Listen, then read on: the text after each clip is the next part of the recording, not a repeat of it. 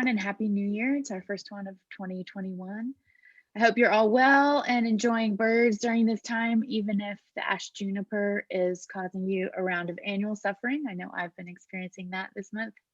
I'm really looking forward to the day when we can meet in person, and I'm really grateful for this technology so that we can continue to meet together until that time when we can actually be together. If you're a member of Travis Audubon, thank you so much for your continued support. If you're not a member, please join us. You can go to the membership page on our website, travisaudubon.org. Some housekeeping during our talk. If you could be sure that your microphone is muted, and if you can close your camera while Tania is talking, that will help minimize distractions for everyone, and we thank you in advance.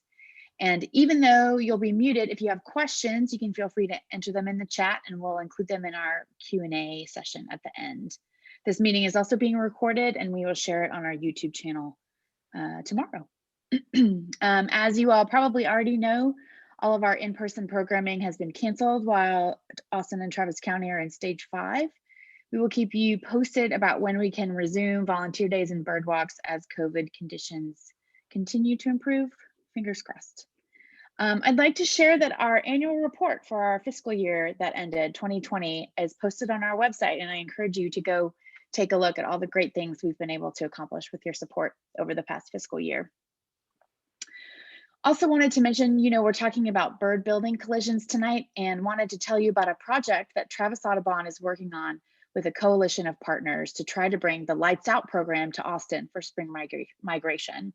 We're working with the City of Austin's Sustainability Office, Austin Water, Wildlands Conservation, Texas by Nature, Defenders of Wildlife, and many more, trying to get this going in time for March.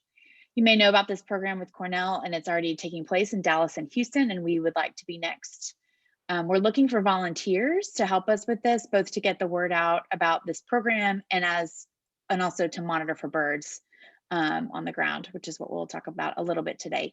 If you're interested in volunteering, I'd love to hear from you. If you want to email me at nicole@travisaudubon.org, you can also find my email address on our website, and I will find some work for you to do. So I thank you in advance, and I hope you'll be able to help with this initiative. Also, we have an iNaturalist project for bird building collisions. If you use iNat and find a bird, we'd love for you to log that data into this project. I'm going to ask for Kaylee to drop that link in the chat.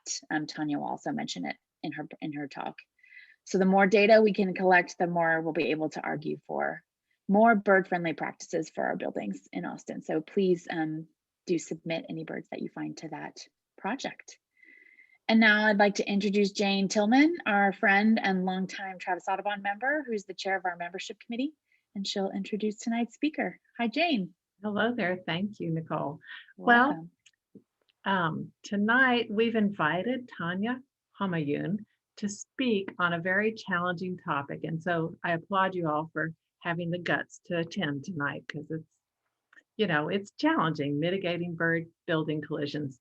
So she's going to get us up to date on research and monitoring going on in this area, plus let us know about the biological and design factors that are associated with bird building collisions, and get us thinking about what we can do to make life less dangerous for birds.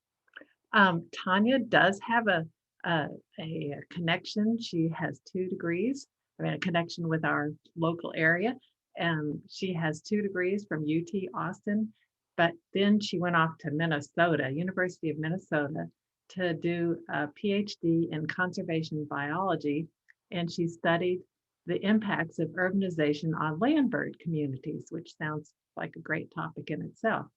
She then worked for Audubon Texas at Dogwood Canyon Audubon Center, which is up by Dallas, and we don't really hear too much about it down here, but we ought to all go check it out. It's quite pretty. And later she was the Urban Conservation Program Manager for also Audubon Texas. Now she's setting the world on fire through her work as a Texas Nature Tracker Biologist over at Texas Parks and Wildlife. And it seems like I see her everywhere promoting citizen science using iNaturalist, so crowdsourcing citizen science data to get a better understanding of species of great conservation concern in Texas. So that's all the nitty-gritty part. But I asked Tania, what her favorite bird was, and she refused to be fenced in because she can't decide on just one. So she made a category, her favorite backyard regular category. And she has declared her undying devotion to wrens, both Buicks and Carolina, with a shout out to the house wrens back in Minnesota. Who doesn't like those tough, plucky, cheery little birds, she told me. And even when they hog the suet, steal moss off her front door wreath, and poop all over the patio furniture in pursuit of spiders, they are great little ambassadors for those who are just starting to notice nature around them. So we're really pleased to have you here, and thank you so much for joining us, Tania. Well, thank you guys so much for inviting me. I'm really excited to be here, and we're gonna tackle this topic. So this is can be a little bit heavy, but we're gonna talk through some of the kind of realities of what's going on, but then we're gonna really kind of dig into some of the solutions too. So to kind of get us started here, I'm going to start with what we know about bird building collisions. There's actually a lot of research that's been going on this topic.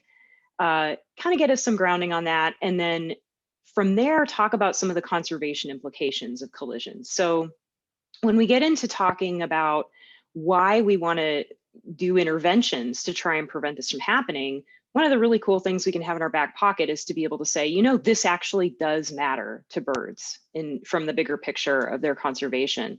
And then talk some about why this happens. What are some of the biological risk factors from the perspective of the bird? What are some of the design risk factors from the perspective of what we put on the landscape? Talk about some of the techniques then for mitigating collisions and what we can actually do, both from the design perspective and then some things that are actually retrofits for things that are already there that may be causing problems.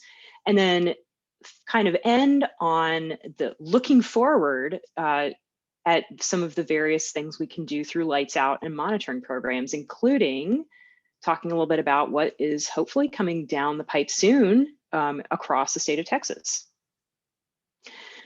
So there's a lot of different ways that we can kind of parse out bird collisions. That's a really broad topic, and there's a lot of things on the landscape that birds can and do collide with. We can look at things like wind infrastructure. And again, this is an area where we're learning more about exactly what's going on, but some of the data that are out there indicate that we're looking at, you know, roughly 366,000 bird fatalities annually from these structures. We have communications towers, and some estimates are now in the millions, 6.6 million bird fatalities annually. We have a lot of energy infrastructure going up in numbers, 22.8 million bird fatalities annually. And then we have buildings, and this is where those numbers really jump. So building strikes kill an estimated 365 to 988 million birds annually. When you add it all up and look at some of the other causes that we can directly link to human activity on the ground, and so there's the big kind of things like habitat loss and then climate change and some of these kind of amorphous things. But if we're talking about direct human caused mortality, building collisions come in number 2. And you can probably, it doesn't take probably much for those of you that are very familiar with bird biology to guess what number 1 is. Spoiler alert, it's feral and free roaming cats by a huge order of magnitude. That's a topic for another night. And when we start looking at the birds that are most susceptible to collisions with buildings, what we tend to find is that you're not going to end up with a huge number of some of these urban exotic introduced bird species. They are generally not the ones that we see represented in the body count for a lot of the fatalities that we run across. What we do know, based on the data we've been collecting, is that migratory birds tend to be at greater risk of building collision than resident species. Nearly 33% of native species in North America have recorded strikes, including Nashville warbler, Tennessee warbler, ovenbirds, white-throated sparrows, dark-eyed juncos, painted buntings. So a lot of the birds that we know and love that are the ones we look out for in our landscape. Some of the life history risk factors that may be associated that you can kind of look at and say some of the birds in these categories may actually be at higher risk. Species that migrate, species that are insectivorous, interestingly enough, species that tend to inhabit woodland areas, birds that migrate at night tend to be at higher risk of collision than diurnal migrants. And then when you actually kind of parse this out, you can actually find certain groups, certain taxonomic groups within the family tree of birds, if you will, that can actually be considered, pardon the term, super colliders. Ones that are at much higher risk are represented maybe disproportionately in the data that we have for collision fatalities. And for some species, their relative abundance on the landscape can be a factor with respect to their representation for incidences of collision. And so again, we can kind of parse this out in different ways and try and get a handle on not just the bird side of things, but what are some of the characteristics of buildings? Is it the same across all types of buildings? One way to parse that out is by looking at the height of buildings and kind of classing them, for example, by things that we can kind of think of as residential. So this may not always be a house necessarily, but they're things that are generally between 1 and 3 stories. And we can actually see trends in some of the data sets where some species kind of rise to the top in terms of showing highest mortality, things like purple finch, ruby-throated hummingbirds, ovenbirds, brown creepers, house finches. When you start to get into low-rise buildings that are between 4 and 11 stories, the profile changes a little bit. We have golden wing warblers, painted buntings, again, ruby-throated hummingbird, black-throated blues, swamp sparrows. And then while we tend to think of these high-rise buildings as really kind of being the primary issue, they're not quite nearly as many of them on the landscape, but these are the ones that are 12 stories or more, if you want to categorize them like that. And what we see for these, some of the highest mortalities, interestingly, Townsend solitaire, black-throated blues, Connecticut warblers, brown creepers, and ovenbirds. So thinking about this challenge that we have with nocturnal migrants, light is another issue. So that comes into play with this built landscape. The light pollution that we put out into the landscape can interfere with nocturnal birds and nocturnal migrants' ability to orient themselves. Birds can actually become attracted to or trapped in beams of light. And this image right here is actually a kind of very visceral, great depiction, but also a kind of a really cool story. What we're looking at here is from New York City, and this is actually an image that's taken of the tribute in light for the Twin Towers. And each of those little specks that you see in those blue beams of light are birds. And so it didn't take very long before people noticed that birds were being kind of attracted and trapped in these beams of light. Many people would find birds that were exhausted or grounded. And so that kind of sparked the beginning of a conversation between New York City Audubon and the operators of this tribute to try and find a solution that would honor this, this tribute and also try and protect the migratory birds that were passing through when the lights were on. And so it kind of became this, this cool process where people would watch and observe, and at an agreed upon cutoff would radio down, they'd count the birds that they were seeing in the beams of light, communicate with the operators of the light and ask them to shut them off, and then keep watch to try and get a sense of when the sky would more or less clear and these birds would be able to reorient themselves and hopefully leave the area before the lights were turned back on. So kind of a little bit of a win-win there, but a really great depiction of just how one particular source of light can be a really great depiction of what this problem is. Songbirds tend to be more vulnerable, largely because they migrate at lower elevations. So we have a lot of these species. Some of them are, kind of record-setting for the elevations at which they fly at, bar-headed geese and things like that. But the ones that are really at risk are those birds that tend to be flying more or less at that elevation for some of these taller buildings. And in some cases, if we're looking at daytime collision risk, which is often a thing that many of us are much more familiar with because a lot of that tends to happen at picture windows on our own homes with a lot of the birds that are kind of regular visitors in our yards. That daytime collision zone is even lower elevation than what we're looking at for a lot of those birds that are nocturnal migrants or long distance migrants just passing through. So that's just kind of a brief overview. So what are some of the conservation implications of this collision phenomenon? So backing up and looking at what we're dealing with in North America with our bird populations, broadly speaking, across most of our habitat indicators, they have been in decline. The one habitat with bird associations with wetlands, that's the only one that's really kind of been bucking the trend, and that's, you know, owing to a lot of concerted effort that's been put into habitat restoration, really powerful coalitions, a lot of funding that's been applied to making that happen.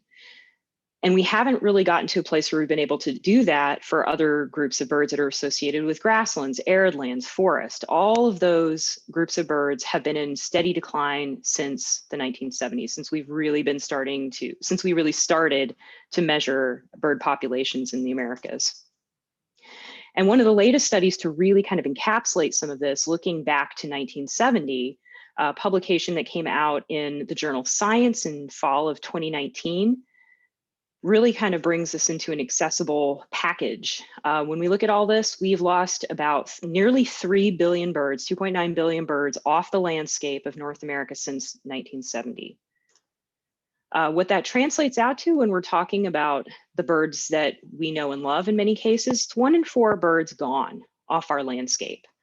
So that is kind of a, again, not insignificant number to be dealing with. So this is kind of the context in which we're thinking about collisions. The other thing is that we increasingly are creating a planet that is dominated by human activity. So this is an image that is knit together from satellite imagery taken from geosynchronous NASA satellites of the world at night. And what you see is kind of a depiction of what a bird has to be navigating as it undertakes a major migration. So if we're talking about birds that are traveling from South America all the way up to the boreal forest, that's a lot of light and glass that these birds are having to make their way through. And it's not decreasing, it's only increasing in scope and scale. Some estimates put the numbers at roughly 75% of the planet's land surface as being a human-dominated landscape. And this is a challenge that has major implications for birds. But this, I think, really depicts that when it comes to the challenge of light and really seeing our footprint, just where we are living, not counting the resource extraction. This really, I think, drives that home. And then you're thinking about what the proportion of birds that we have that migrate. Roughly 70% of our North American birds migrate, 80% of these species migrate at night. So again, hitting at some of those risk factors that we're talking about. And specifically when we look closer to home at Texas, we're host to over 630 bird species. Of course, this number, is constantly going up as we have new kind of eruptive visitors that end up in here. But broadly speaking, over 98% of all of our neotropical or long distance migratory bird species in North America have been documented somewhere in Texas. So we are critically important to bird conservation. So all the more reason to be taking this issue seriously here in Texas itself. And of course, as we look at what's actually happening on the landscape of Texas, more than 85% of our state's population now lives in or around one of our major metropolitan areas. And overall, our state population is predicted to nearly double by 2050. Moreover, we're actually host to 2 emerging megaregions. So these are places on the landscape that are characterized by a lot of high intensity urbanization that are connected in various ways to one another. So we have one that is called the Texas Triangle that runs from Dallas-Fort Worth down to Houston, over to San Antonio, and up through Austin, Round Rock. And it's not just what's happening immediately in and around those metro areas. Because of the connections between these areas, all of that interstitial space is also changing really, really rapidly to accommodate the growth. So again, these mega regions kind of have patterns of growth that may even be more magnified than what we see just around kind of an isolated city. And this is an area that's predicted to grow 93% and host about 70% of the state's population by 2050. And our whole Gulf Coast area is part of a much larger mega region called the Gulf Coast mega region that extends all the way over to Florida. That area in total is predicted to grow about 76% by 2050. So a lot of pressure in this area, a lot of buildings that are going to be put on the landscape, that are on the landscape, that have appeared on the landscape in the past few decades, and of course the light that comes with that. So it's not just that we've got these two challenges, we've got these buildings that are going in, and of course one of the things we do really well when we put in a lot of fancy new architecture, we use a lot of glass, but we also use a lot of light. So this is a really fantastic image kind of depicting artificial light at night, adjusted for population. So you can really just see how bright some of our urban areas are. The other thing I think that's really fascinating here too is thinking about, again, some of the other human activity that we undertake. And so we have a lot, obviously, of oil and gas extraction, and you can actually see that the light associated with that from space, which is pretty interesting. And of course, again, it's so our urban areas are so vividly lit up that even with green spaces that are available to birds, this is pretty profound impact on the landscape. And so we see the impact of this, not just in other places along our flyway, not just in other parts of North America, but we see the impacts right here in Texas. So an incident that many people are probably familiar with from 2017, it was literally a perfect storm of a situation when we had inclement weather on the coast during spring migration, and we had an incident of a mass collision incident at the 23-story tall American National Building. And so on a Wednesday night, there was a storm event, high winds, lots of low cloud. By Thursday morning, when people started to notice what was kind of the aftermath, Galveston Animal Control, by the time they got to the site to respond, they had collected 395 dead birds of 25 different species. And of the birds that they found, only 3 individual birds were in a state where they could be taken to rehabilitators. And that is after the humans got to the site. So it's very likely that there's an undercount that happened because what, again, other places have noticed during the course of monitoring is that we tend to have a lot of activity from scavengers who will carry off many of the carcasses before monitors can actually get there. So if you're curious about what that building looked like, interestingly, it was not one of these big glass-clad buildings, but you can see the impact that lighting choices had. So just looking at the image of the photo here on the left with the building under its normal lighting regime with this uplighting shining on this white concrete, you can imagine if there was a lot of rain or low cloud, how this would become kind of a big, bright, shining beacon. The other picture on the right actually shows what the building kind of adopted as a lights out practice after this incident. Of course, no one wants to have this happen at their facility. And so working with Houston Audubon, they quickly got to a place where they came up with a strategy to adopt lights out, and much different in terms of the potential impact this would have on birds in a inclement weather situation. The other thing that's really interesting when we start looking at the bigger picture and looking at different metrics for risk associated with artificial light at night, we have 3 cities here in Texas that are considered to be highest risk in the United States to migrating birds due to this light pollution. San Antonio clocks in at number 10 during spring migration. So they parse this out for risk during spring migration and risk during fall migration. San Antonio is number 10 for spring. Dallas ranked number 3 for spring and fall migrations, and Houston ranked number 2 in the United States for risk to birds during both spring and fall migration. So again, lot of potential good that we could do if we address this issue. So kind of wrapping this all up, we have migratory bird populations that are in decline across the continent. We have meta-analyses of a variety of different studies that are out there that have kind of pooled the data together and assessed what the numbers are. They come to the conclusion that collisions with buildings are the number 2 human-related cause of death to birds in the United States, and they primarily impact our native migratory bird species. We here in Texas are a keystone for the central flyway for millions of migrating birds. We are also a rapidly urbanizing state, and we know right now that we have 3 of the top 10 cities in the United States where light pollution endangers birds during migration. So for us, certainly here in Texas, mitigating bird collisions matters.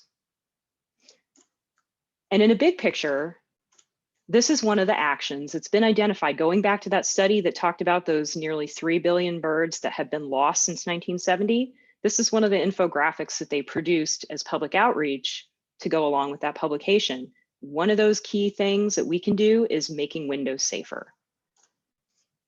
So let's talk a little bit about some of the design issues. So pretty much, if we have to kind of parse it down to 2 factors that we're looking at, we're dealing with light and we're dealing with glass and the different issues associated with them. So thinking about glass, there's several different ways that we're going to be kind of considering the risk to birds from glass.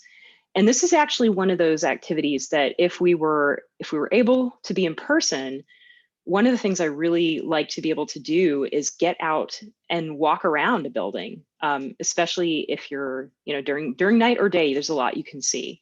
And so I'd encourage you to think about looking through different eyes the next time you walk around a building during the daytime, the next time you look at a building that's lit up at night, and try and shift your perspective a little bit to not necessarily look at it as a human. We are raised around structures and have been for, a lot of our history as a species. We've built things. And so certain visual cues mean certain things to us. So when, for example, we see a shape like this and we see this reflection, we don't look at it and say, oh, there's trees there. We look at it and say, because again, we have these cultural cues in this context, there's a barrier there and it's glass. Or we look at a sliding glass door and say, that's a barrier that I cannot simply pass through. For birds, that's completely lacking.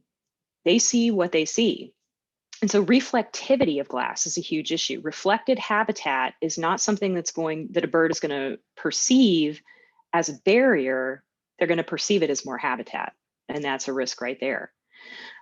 If there is no reflection, one of the things that we have is where birds simply don't see that there's a barrier present. And sometimes we see these videos that get uploaded to the internet where someone has cleaned a glass storefront and a hapless shopper doesn't realize that there's actually a window there, and the humorous video of somebody kind of bumping into it a little bit. Not so humorous when it's birds. They don't see a glass barrier, and this passage effect, they try to literally pass through into what may appear to be either an area of darkness or just an unimpeded space. And so we also have this issue of transparency. Again, does it look like, can a bird perceive that there's a barrier there? And what we know is that for every 10% increase of glass in a given building, collision mortality tends to increase by 19% in the spring and 32% in the fall. So proportion and total amount of glass actually matter when it comes to building construction and risk of collision. What's interesting when we go back to those classes of buildings, so we do know that they disproportionately affect different types of birds, but taller buildings don't necessarily pose a greater cumulative threat. So you may have a situation where you've got these high rises or very buildings that kind of aggregate particular risk factors together that may be kind of super killers. But when you look across the entirety of the landscape, what we have most on the landscape are lower story buildings, things that might be classed as residential or low rise. And in fact, when we look at the numbers of across the board, cumulatively, it's these buildings that are under 11 stories that tend to kill the most birds, simply because of their prevalence on the landscape. 44% of mortality coming from residential buildings, classed again, that 1 to 3 stories, 56% coming from 4 to 11 stories. And again, for all that they may cause really dramatic incidents, only 1% of that total cumulative mortality coming from these high-rise buildings. So what we tend to often see is that we get more collisions happening at ground level stories. And again, thinking about what it means to be a bird on the landscape, this makes good sense. The other thing is that when we build these facilities, we tend to put more glass at these levels, and it tends to be more clear glass, just simply because of the way that we design buildings. And again, what we tend to have at these lower stories is more reflected habitat and more reflected sky. The other thing that we will often do is we'll have indoor plants a lot of times at these lower building stories that are sometimes an attractant if the glass is particularly transparent, that can be an attractant to birds who then collide. Again, what we also know is that there are some buildings that can cause disproportionately more collisions with others, so that risk is not uniformly distributed across buildings. So for example, the study that was kind of a long time building with this particular stadium that was built in Minneapolis, US Bank Stadium. There was a lot of work that was done to try and encourage the stadium to be built with bird-friendly practices. And you can see what actually went in. And one of the things that raised a question was, okay, these choices were made. What's the consequence of the decisions that were made since this was actually since construction was finalized on it? And so that study concluded and was published in 2019 and looked at 2 years of data and found, when looking at some other 20 additional downtown buildings in Minneapolis, that the stadium and 3 other high rises were responsible for about 74% of fatal collisions. So again, it's you can have certain buildings where you may want to focus more effort based on what's actually happening. So thinking about light, as light emissions increase, the number of fatal bird collisions tends to increase, and the number of birds that get trapped in light beams tends to increase as well. So that light intensity also really matters. Some of the other risk factors that we can look at when we're thinking about design, how is vegetation placed around buildings? Or kind of from the converse, how is a building situated within a larger vegetated area? So another thing that research has kind of indicated is that vegetation that's within 50 to 100 meters of a building facade can increase risk of collision. Proportion of glass that's lighted at night, as that proportion goes up, risk goes up. Season. So another thing that was really interesting from that Minneapolis study was that there were nearly 4 times as many collisions logged during the fall migration season as during spring migration. And then color of lights can be something that actually matters. Birds require light in order to orient to magnetic fields, but they appear to show more disorientation under red and white lights and less disorientation with blue and green, interestingly enough. So there may be some opportunity there for interventions as well as we learn more about that. Some other risk factors, again, where is a city or a given cluster of buildings located within a larger migratory context, regionally, and then even within areas where we know we have concentrations of migrating birds. Locally, are some of these buildings in proximity to habitat areas that host a large number of migratory birds as stopovers? Are there areas that are with buildings that are subject to fog? Are there areas of high intensity light pollution at night? And then getting down to the site level and the building level.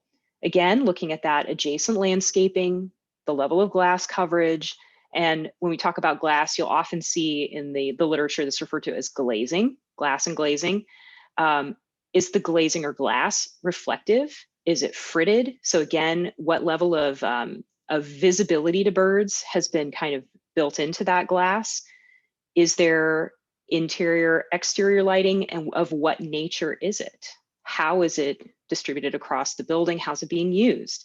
And then some of these things that we talk about as design traps. So things that are that can be really problematic: sky bridges, glass sky bridges and walkways, transparent glass corners can be very problematic, and large expanses of glass at the ground level. So these are all kind of things to keep in mind as we assess different buildings in thinking about risk factors.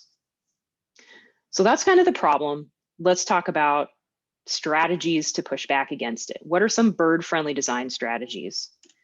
So really what we want to be trying to go for here to make glass and building design safer for birds is reducing reflectivity, increasing visibility of glass to birds, and reducing design traps. Ideally, we want to try and do this at the design phase. So we try and address these issues before a building ever actually gets underway with construction. And one of the cool things that's exciting out there as a little bit of a carrot for new buildings going in is there's actually a LEED pilot credit for bird collision deterrence. So for those buildings that are actually going for LEED certification, they can actually earn points for meeting some of the criteria that would result in bird collision deterrence. And so the credit's calculated using a weighted average of some of the threat ratings for each of these materials. And so some of this is based on research that's been done and has been kind of accumulated and put into the guidance for LEED facilities. So kind of a cool thing that's out there. One of the really simple ways to address wanting to have a lot of glass on a building and be able to get that natural light coming in is to use fritted or opaque glass. And what this can do is it can create higher visibility. The other thing that it can do for a building that's a big glass structure is that fritting can often be very energy efficient. So there's actually quite a bit of data out there from the construction end and the building management side, facility management side, of some of the benefits that you can get from energy savings by using fritted glass. So we can also etch patterns or frosted finishes onto glass. So thinking about it from a more artistic or decorative way. So if there's areas of glass, maybe you don't have a whole facade that's glass, maybe you have particular areas that are large picture windows, or as indicated here, this balustrade type structure where you have railings, but you also have glass. Those can be really, really problematic. And simply etching or frosting them can be a really great solution. Still allows some level of transparency, can create a really kind of cool artistic design, but also increases the visibility of those panes of glass. This one's a little, can be a little controversial from the design perspective. It's a look. Textured glass block, whether you love it or hate it, it is definitely visible. So it has its place in the design world. And from the perspective of creating something that's a little bit more bird friendly, it definitely has its advantages. So ceramic fritting, so it doesn't necessarily have to be a continuous etching of the glass. You can actually, again, just etch a small amount of the glass to actually create enough of that visibility to signal the birds that there is a barrier there.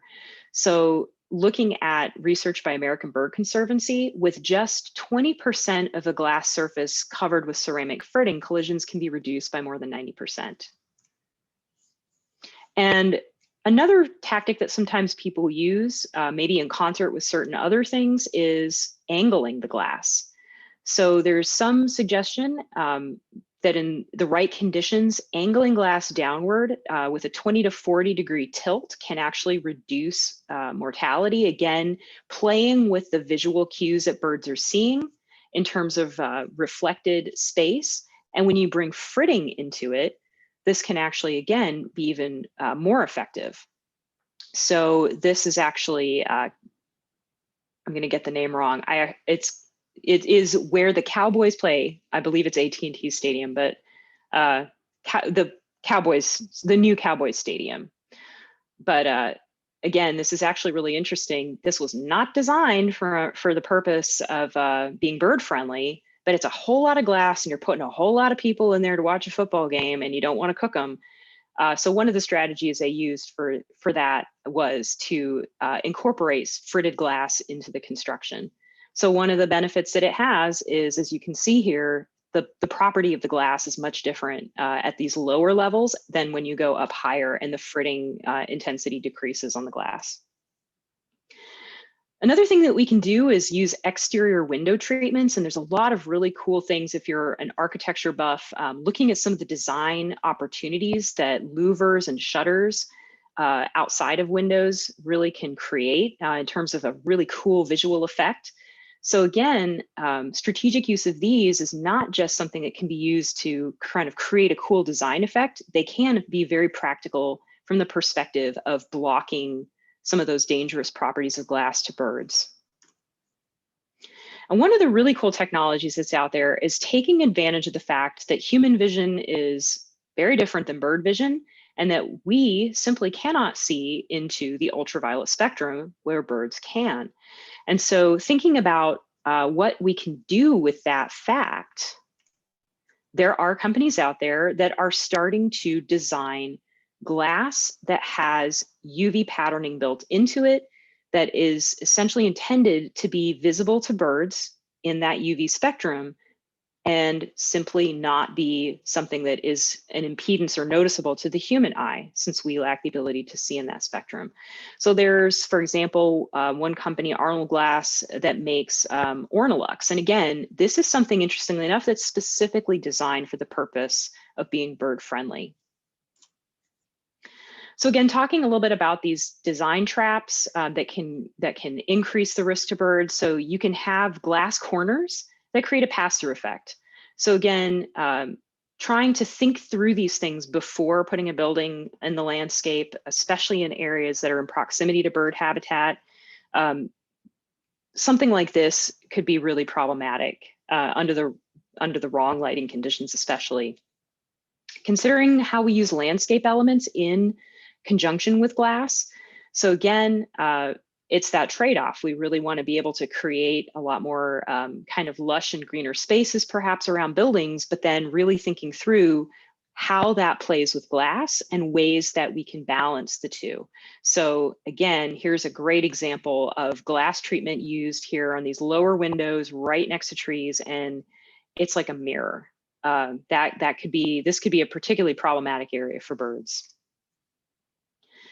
So some other considerations for some mitigation strategies. One of the things that, of course, everybody's witnessed is we often have seasonal issues versus year round. So do you have particular problems with collisions at certain times of the year, or is this something that's of concern to you year round? And that's something to kind of assess on a site level. So one of the things that probably most of you end up communicating with about, to the public perhaps, or, your friends who are kind of confounded by what's going on with this crazy red bird that just keeps constantly bonking against the window. There are ways to kind of address that relative to, for example, crowds of cedar waxwings that are coming through at a particular season. Again, thinking about those kind of strategies. Are you dealing with nocturnal or diurnal collisions? Again, what are some of the things that you can do in areas where the collisions are related specifically to weather conditions? Thinking through having a strategy in place before we get to that, to those dangerous weather conditions, and being able to quickly implement. And then, do you have particular windows on a structure that are problems versus is it generally something that you tend to find across the totality of the structure? So that's another thing. Not every window is necessarily going to be a problem, even if it is a huge expanse of glass. Sometimes it's particular windows that really need the intervention. And that gets us to the question of retrofitting. So sometimes we go in with the best intentions, or we're stuck with just simply what's there. And we still have to go in, even with good design, or what we think is good design, and we still have to retrofit existing problem glass. And of course, most of us are living in structures that were not necessarily designed to be bird friendly. And this is the challenge that we're facing. We have a problem, how do we address it? So one of the simplest ways that we can think about this is when we're putting visual cues up in front of glass, what kind of metrics should we be thinking through? And so some of the guidance that has come out of the research that American Bird Conservancy and others have done is thinking about spacing for patterning and visual cues. And a really simple way to visualize that is with what we call the 2x4 or the handprint rule. So for any patterning, and it doesn't have to be lines, it doesn't have to be dots, it can be something much more kind of free-flowing or artistic.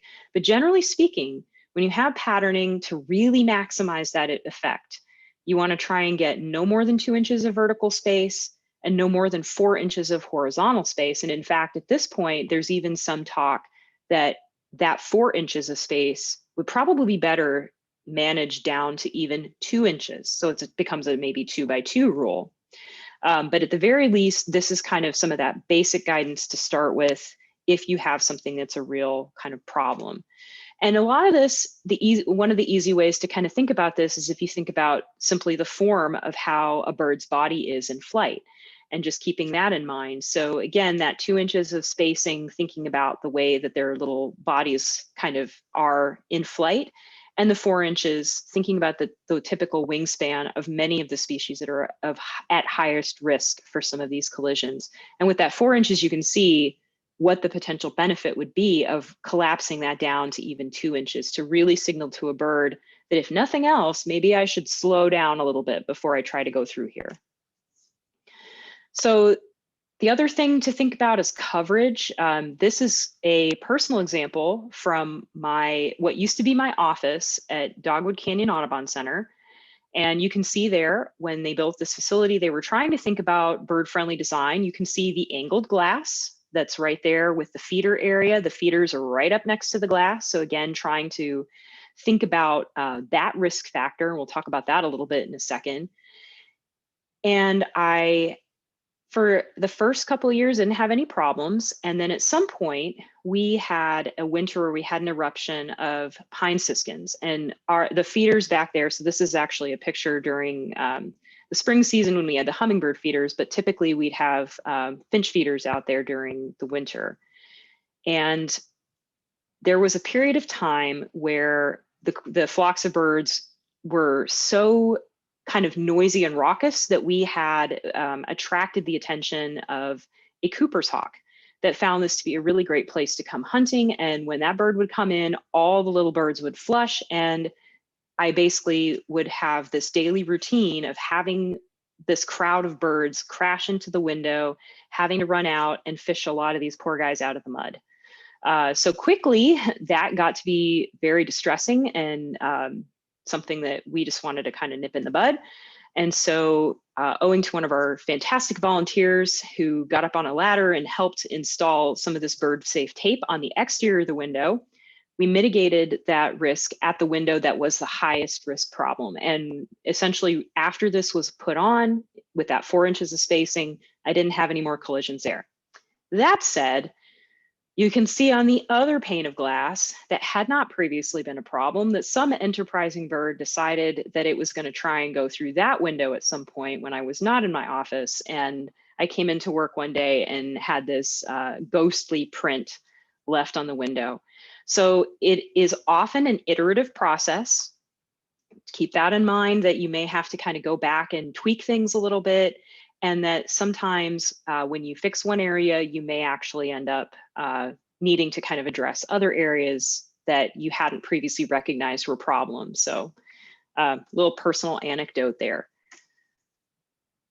And this is actually a really fascinating image that was shared through Collisions listserv.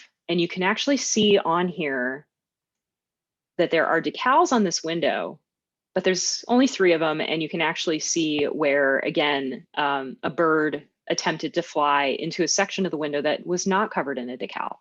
So In some situations, maybe just a few things will be satisfactory, but again, for the most part, if you want to kind of nip a problem in the bud, sometimes you really need to just go all out with a window treatment. And this was kind of shared from the perspective of communicating with people who often buy these products in the store and then wonder why they're not working. And a lot of that, again, comes back to needing to get that appropriate amount of coverage for a given face of window.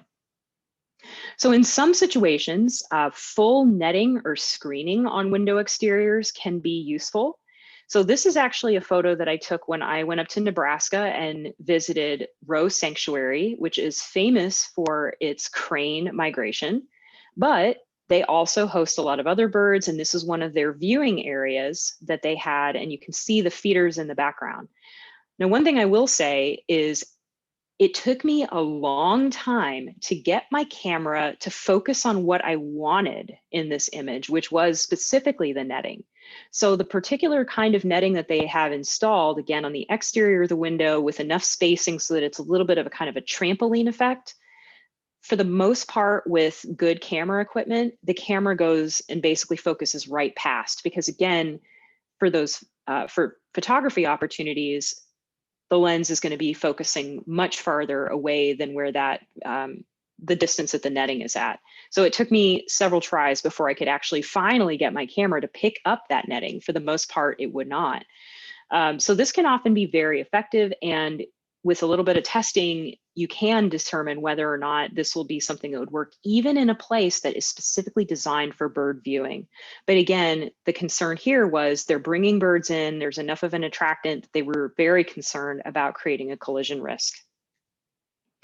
And so this is an example that was graciously shared with me by Jane Tillman with some of these monofilaments. So we talk about netting, but then there's also monofilament or string installations. So there's some of them are commercial products like this bird crash preventers, and some of them can be things that you can even make yourself. So there's a style of string installation that's weighted at the bottom. It's kind of free swinging, and typically they're called Acopian bird savers, and they can be constructed on your own very easily. So this is actually visually got a pretty low profile. Again, this is something that basically is installed on the exterior, a little bit in front of the glass, with the idea that it will hopefully signal to birds that there is something there. So I just got an update on this. And again, it sounds like it's not exactly a perfect solution. And I'll let Jane speak to that a little bit more later if she so chooses. But certainly you have to wonder if nothing was there, how much worse situation would be. So again, sometimes it may require a little bit of tweaking and adjustment to kind of get where you need to be, but iterative process. There are also exterior window films that can be applied to glass. So some of these, if you have new glass, you may want to check and see if the installation of these will interfere with a warranty that you have on your windows. That is often a concern people have, and it's very worth asking about depending on product that you are looking at and the manufacturer of the windows that if you have new windows which you have installed. But again, especially if you're dealing with kind of older windows and they're not in a warranty period, these can actually be really fantastic solutions. So in some cases, they may be serving multiple purposes, not just for creating visibility for birds. They may also actually be something that can be a really great solution when it comes to privacy as well. And then, of course, there's a question of feeders. So there's generally kind of a rule of thumb. Again, this is absolutely something that is not set in stone and universal. This, again, is the viewing area kind of up in the area, the overlook area at Dogwood Canyon Audubon Center. And you can see that angled glass, but then also all of those feeders are within about 1.5 feet or so, or 2 feet of the glass itself. The idea being that there's kind of a danger zone where you have birds flying at higher velocities, where that puts them at more risk of potentially colliding with glass. So keeping those feeders either very close to the glass, where birds are slowing down as they're approaching the feeder and not leaving with a really high velocity, or getting those feeders farther away from the glass, more than 30 feet ideally, so that there's simply much less risk of them flying into the glass as they're coming and going from these feeders. And then there's just kind of simple things that we can do that are, again, kind of enriching for our own visual experience. So hanging artwork on window interiors. We find a lot of businesses do this, and that can actually be very effective. Window paint can actually be, again, a really good tool to use, especially if you're talking about a business that may be able to use this to promote what they're doing. But also if you have a situation where you're dealing with a seasonal challenge. So if this is something where perhaps they're having seasonal collision issues and they need a short-term solution, or don't have the funds to necessarily invest in something that is a permanent intervention, this can be really great. It can be as simple as you know, a really sweet message, or it can turn into high art.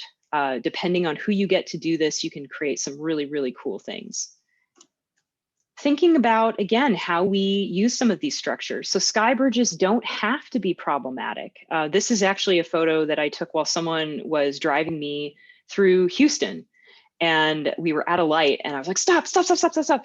Back up just, if you know, no one's behind us, I'm like, back up just a little bit. I'm gonna lean out the window and I'm gonna take this picture because this is a great example of a sky bridge that's bird friendly.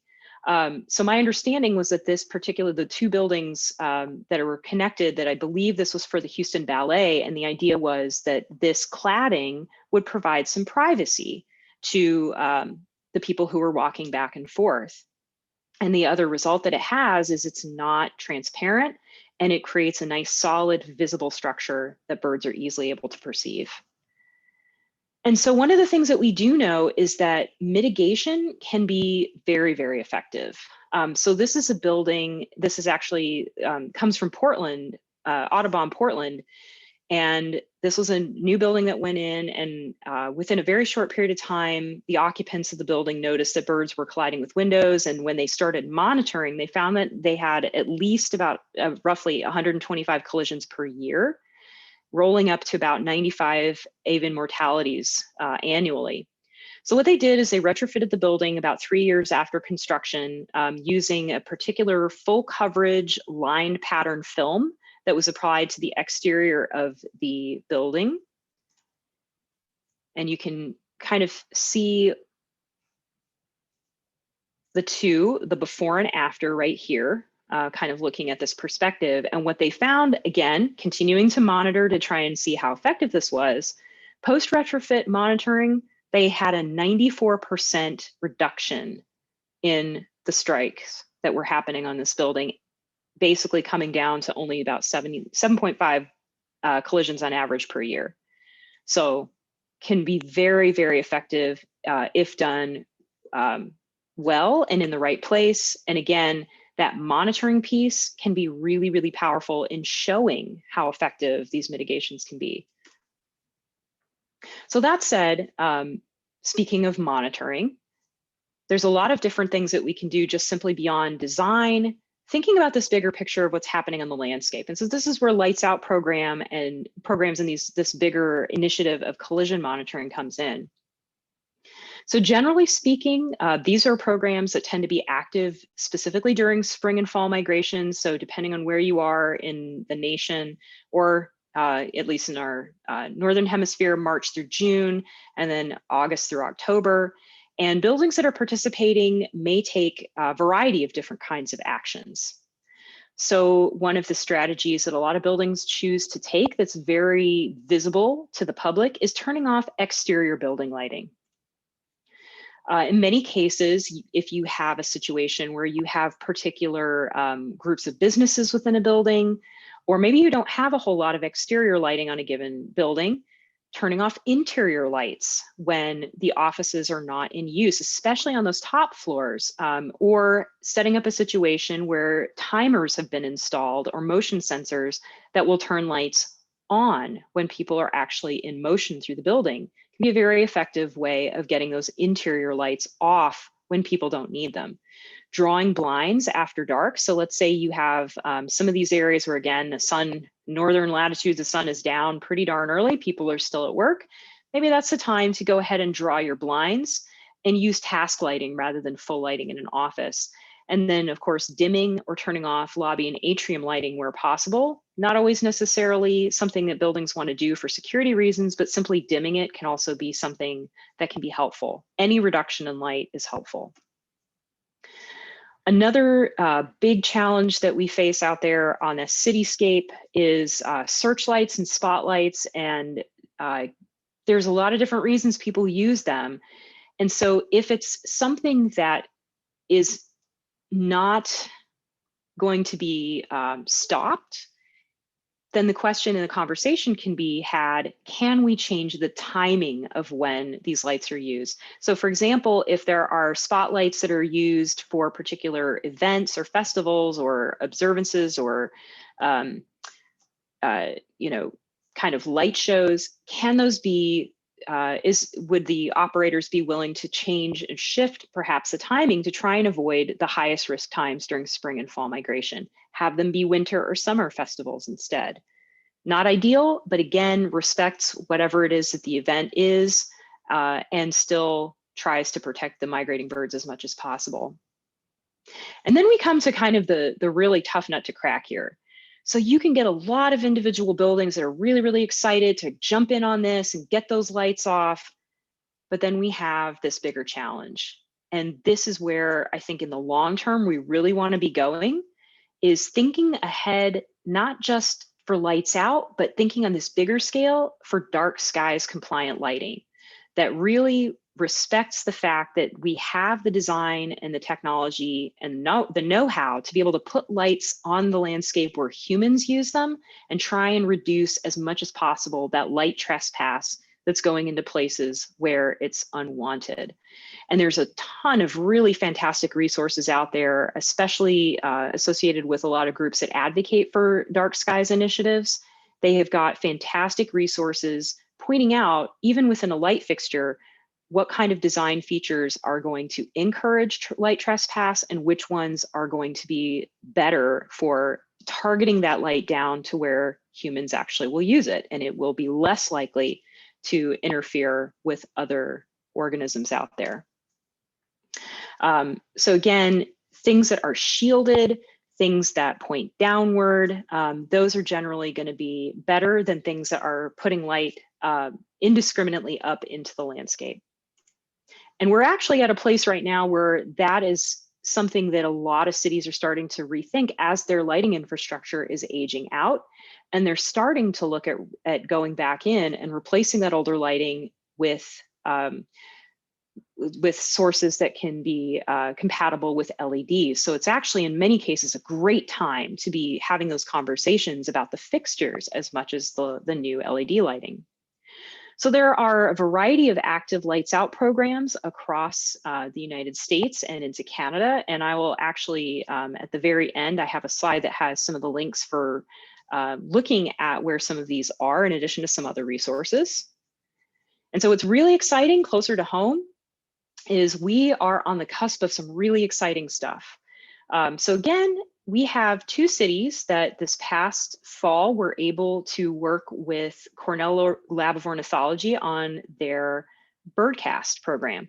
And so the idea being that with a variety of different models that they're able to kind of work together with the technology here, Cornell is able to create a birdcast. So looking at some of these different factors, when are we likely to see conditions that are going to be high activity times and places for birds during migration? And so they've actually gotten to a place where they can actually put out action alerts and say, you know, tonight we believe that based on atmospheric conditions, weather conditions, where the birds are on the landscape, and how they're likely to be able to move, that tonight is a night when we're going to see a lot of birds in the sky. And so this is a time for these areas where we've got a lot of bird activity, get those lights out if possible. So this was actually piloted this past fall with Dallas and Houston. There are a lot of partners that already are on board. And just kind of a couple of highlights.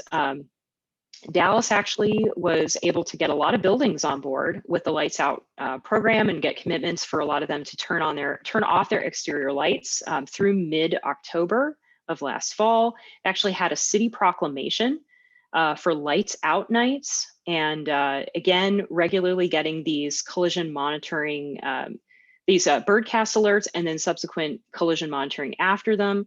And for that area, the contact is Ben Jones at TCA. And what they were essentially doing was kind of adding people to a distribution list, letting people know when and where the group would be gathering to do monitoring, and no RSVP needed. Show up at the right time in the right place if you want to get involved, and they'll get you set up right there. So getting an update from Houston for last fall, they really gotten interested in this, in had a kind of a jump start based on, again, that 2017 incident that happened in the Galveston area, and have collected a lot of pledges from people signing on to take this pledge to take action for Lights Out during fall and spring migration. So for 2020, they had roughly about 500 signatories to that pledge. And ideally, they want to try and get the city of Houston engaged like the city of Dallas was. They were hoping to be able to do some collision monitoring, but had to postpone due to COVID. And the plan that last I heard was to try and jump in during migration in spring of 2021. And so they're kind of managing their plans through Houston Audubon and their volunteering program. So again, that was kind of where they were encouraging people in the area to check in, is through their website and their social media pages. So what's exciting is what's coming in 2021, and there has been a lot of discussion already. So we had Houston and Dallas, they're going to be coming back. And what's really exciting, new cities, San Antonio, Austin, and Fort Worth all have plans to get involved in Lights Out programs at some point during 2021.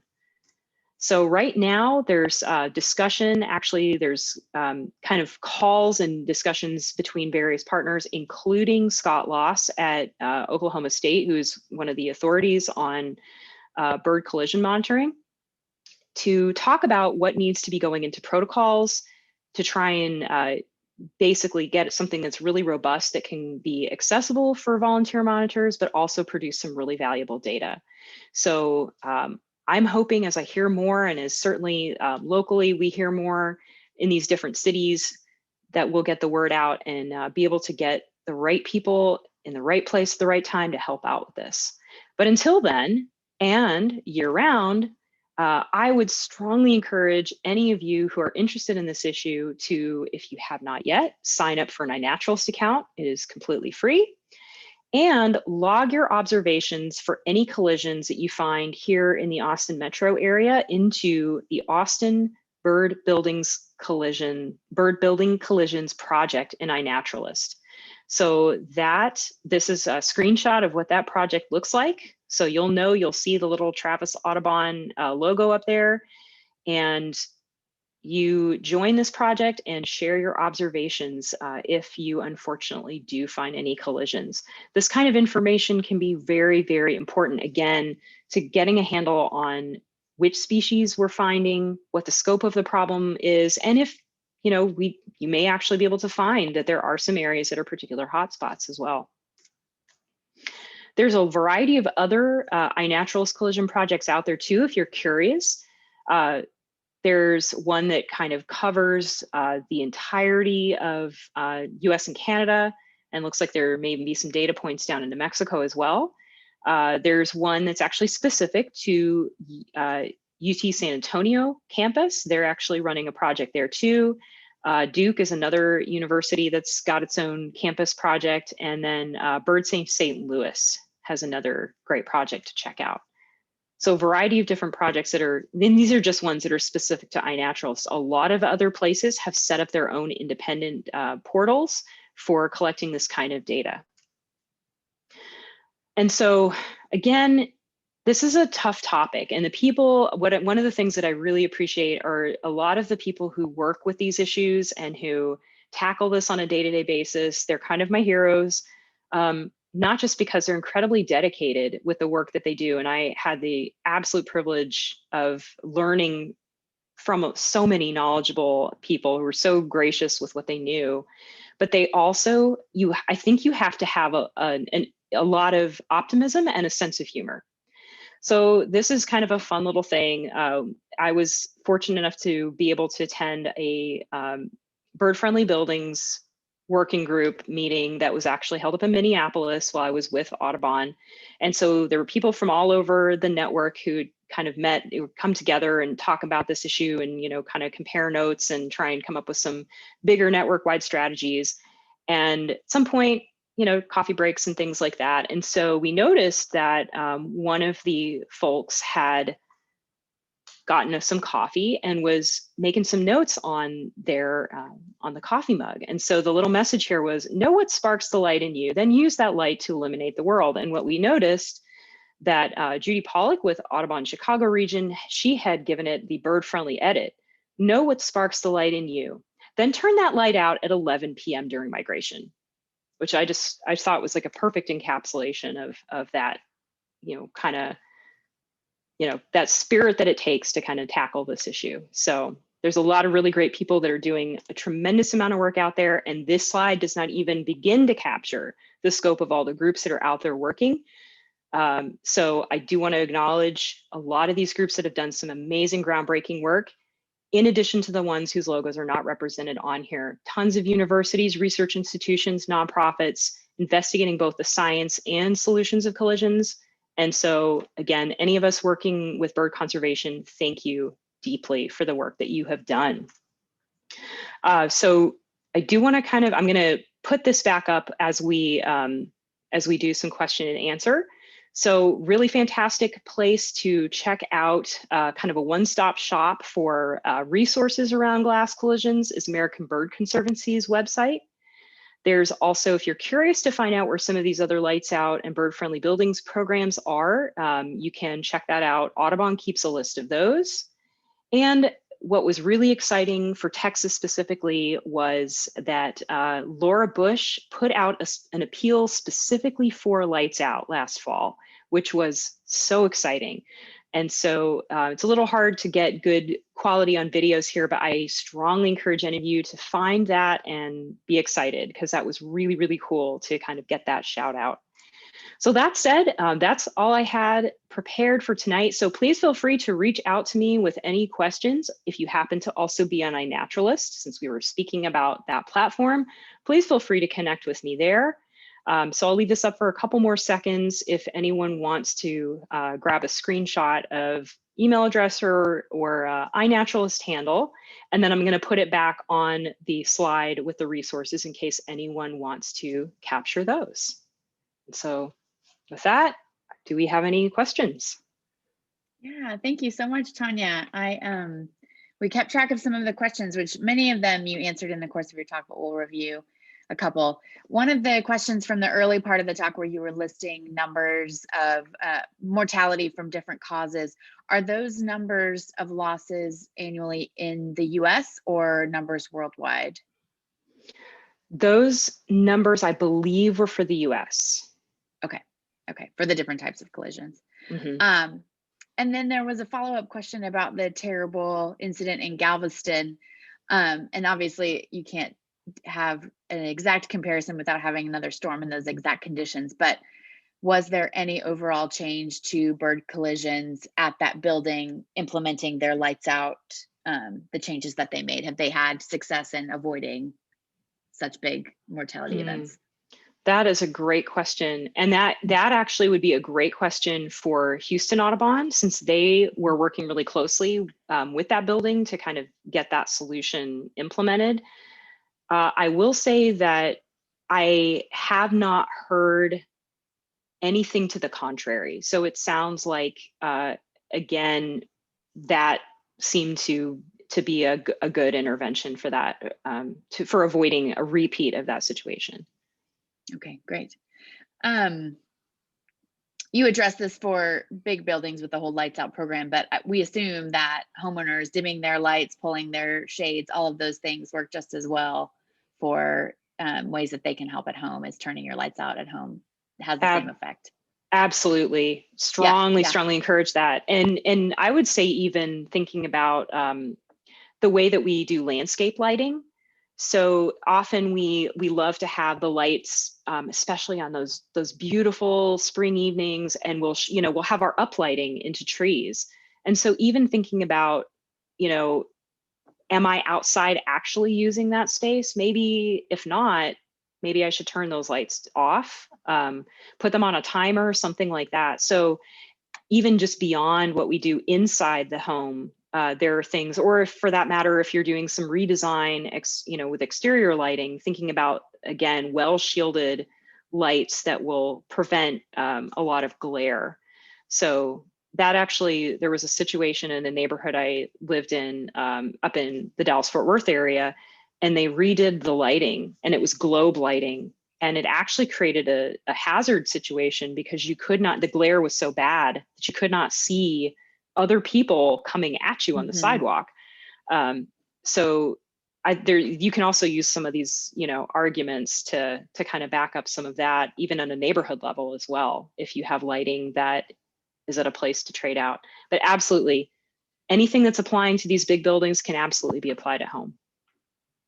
Great. And there was a question specifically about window tape, like you used on your office window. Do you have to remove that every so often and replace it? I mean, how long does it last? So generally the ones that are rated for use for exterior treatments, some people have tried, and actually we did this at the center. We tried to use contact paper, frosted contact paper on the exterior. And after about a year and a half of, being in the Texas summer, it had smeared a little bit, like the adhesive had kind of run. And so you had these squares that had kind of ooched down the window. So I would strongly recommend going with the products that are specifically rated for use on exterior windows. And certainly the products that American Bird Conservancy advocates, or, kind of has information on their site, they're generally going to meet that. The other thing that those are often rated for is some level of UV visibility. And generally on each of those products, they'll give you a sense of what the lifespan is of the product, but they are intended to be able to be up for a couple of years at minimum. Okay. Thank you. Another question about if you have any information on consultants or people who do building assessments to recommend strategies, if there's information available, if there's a source for that you could share. Oh, that's a great question. In my current position, actually, I do not. Generally, so for large scale building consults, probably the best place I can recommend, if you know of a facility that needs to find someone to do a large scale assessment, as opposed to kind of something that is something they can manage in-house, I would reach out to American Bird Conservancy and see if they have a list of architects or architecture firms who may be able, or particular groups that they have worked with who may have those local connections that they can kind of then network that building facility with. Yeah, that was one of the things that got shared in the chat while you were talking, is before you had gotten to your slide about the American Bird Conservancy, they do seem to have really a lot of great resources and connections for people. A question about that crescent of light in South Texas from the oil extraction. It was posed as, is that a lost cause? Is there anything that, any pressure that's being applied to those folks to think about the light pollution that they're causing? I'm not aware of anything. Again, that's a really, without any exaggeration, it can be a sensitive topic. Sure. From the light, I know there's often a lot of concern about what the impact the footprint has on wildlife, the impact that it may have on kind of, water resources or other environmental factors. And frankly, I don't know how much conversation's actually been had about the light pollution issue. It's really fascinating when you see it, because it's so apparent on the landscape. So I have to admit, I truly don't know if or how or whether those conversations have or will take place. Okay, we do have somebody piping up in the chat that's saying that they do know of some work with the drilling companies specifically about dark skies. So that's Cool. That's great. One other one that I think is sort of interesting, how well do birds see at night? Do they ever collide with trees, mountains in natural darkness? That's such a great question. I'm gonna to like answer honestly. I've never encountered any mention of that. But for birds that migrate at night, they are clearly able to do it well enough that it is in the evolutionary interest of the species for them to continue to do so. So I would assume that in the absence of factors that complicate their ability to perceive what's around them, that they are able to navigate just fine with natural light conditions at night. Very good. Great. There's still a lot of activity in the chat. This is bringing up some really good questions, but I feel like that's a really good place to stop. And we are going to post the recording of Tania's presentation along with a bunch of other links to resources. And we have a bird building collision information page on our website, and we'll post all of this on our social media and there. So wanted to thank you so much, Tania, for your excellent presentation and all this great information. I also wanted to invite everybody, including you, Tania, if you want to mark your calendars, February 18th is our next speaker series, and we will be going back in time. We've been talking about the present today, but we're going back in time with University of Texas paleontologist and evolutionary biologist Julia Clark to talk about the secret lives of dinosaurs and some of their evolutionary traits that we think about as distinctly avian. So that will be a fun time for us to see each other again in a month. So I wanted to say thanks one more time, and good luck and be well, everyone. Thank you so much, and good night. Good night, everyone. Thank you again. Bye. Thank y'all.